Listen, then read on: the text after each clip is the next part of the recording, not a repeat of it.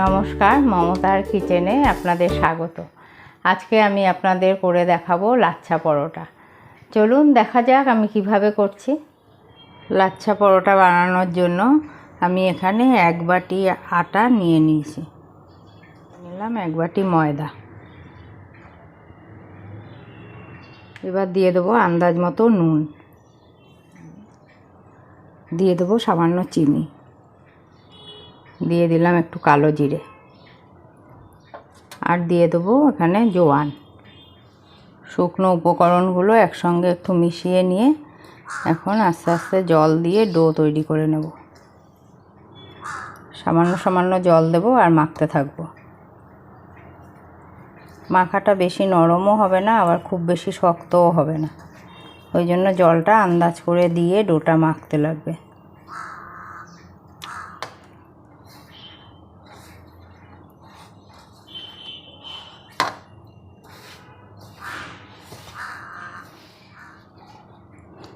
ডোটাকে একটু বেশিক্ষণ সময় ধরে মেখে নেব, তাহলে সফট হবে আর ওদিকে ক্রাঞ্চিও হবে।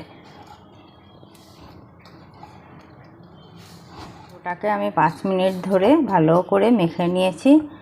এখন আমি এর মধ্যে একটু ঘি দেব।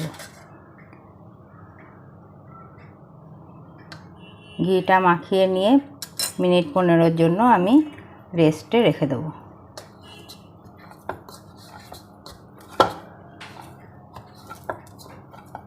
ঘিটা মাখিয়ে নিয়েছি, এখন আমি মিনিট 15-এর জন্য ঢাকা দিয়ে রেখে দেবো। 15 মিনিট হয়ে গেছে, আমি এখন ঢাকনাটা তুলে দিচ্ছি। এখন ডোটাকে আবার একটু মেখে নেব।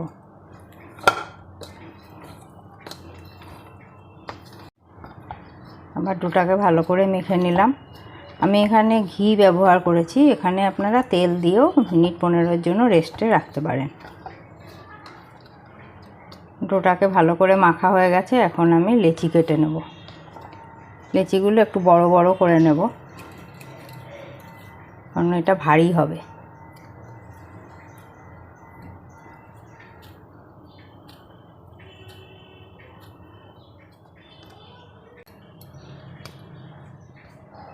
লেচিগুলো দিয়ে এখন আমি পরোটাটা বেলে নেব।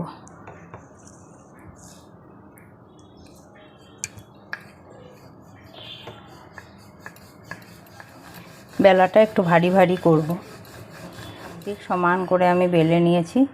এখন এটার উপরে আমি ঘি দিয়ে ব্রাশ করে নেব। এখানে ঘিয়ের জায়গায় আপনারা ইচ্ছা করলে সাদা তেলও ব্যবহার করতে পারেন। সব দিক ঘি ভালো করে ব্রাশ করে নিয়ে এখন আমি এর মধ্যে দিয়ে দেবো ময়দা। উপর থেকে আমি ময়দা ছড়িয়ে দেবো।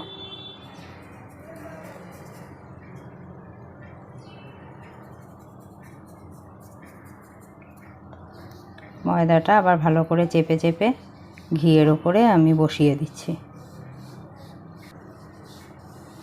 পুরো ড্রাই করে নিলাম, এখন আমি ভাঁজ করে নেব।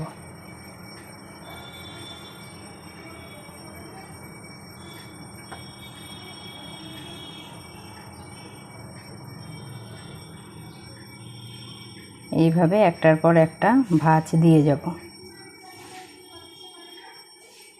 চেপে চেপে একটু মিশিয়ে নেব। হালকাভাবে চাপবো যাতে বেশি চাপা না হয়। এবার একটু লম্বা করে নেব।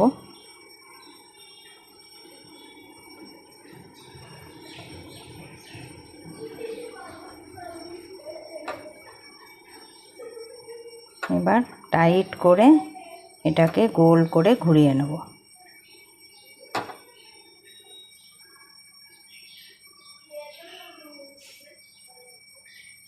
আর শেষ মাথাটা নিচ দিকে মিশিয়ে দিলাম।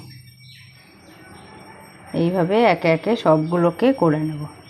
এটাকে আমি 5 মিনিটের জন্য এমনি রেখে দেব। 5 মিনিট হয়ে গেছে, এখন আমি এটাকে আস্তে আস্তে করে বেলে নেব। এখনও আমি এটার মধ্যে ময়দা ছড়িয়ে দিলাম, ছড়িয়ে দিয়ে হালকাভাবে পুরোটা বেলে নেব। বেশি চাপ দিয়ে বেলবো না। এইভাবে রুটিটাকে আমি একটুখানি ভারী করে বেলে নিয়েছি। এখন আমি এটাকে সেঁকে নেব। পুরিটাকে সেঁকার জন্য আমি তাওয়া বসিয়ে দিয়েছি, মিডিয়াম আঁচে এটা ভেজে নেব। এক পিঠ ভালো করে সেঁকা হলে আবার উল্টে দিয়ে আমি আরেক পিঠ সেঁকে নেব। দুই পিঠই সেঁকা হয়ে গেছে। এখন আমি ওপর থেকে ঘি দিয়ে দেব।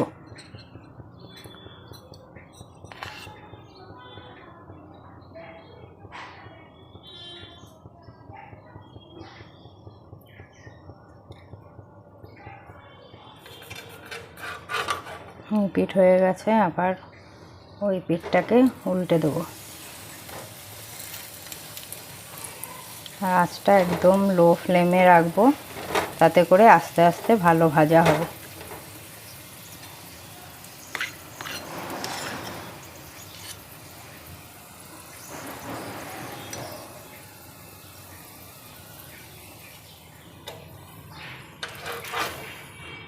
পিঠটাকে উল্টে দিলাম।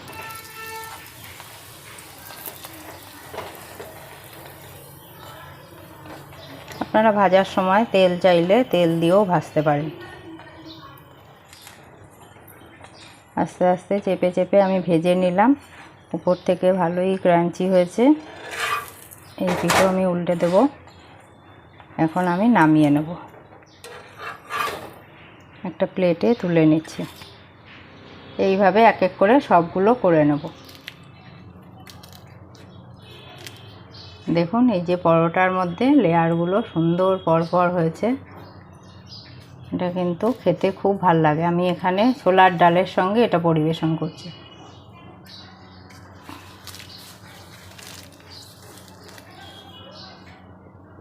খুব সহজেই বাড়িতে এইভাবে লাচ্ছা পরোটা তৈরি করা যায়।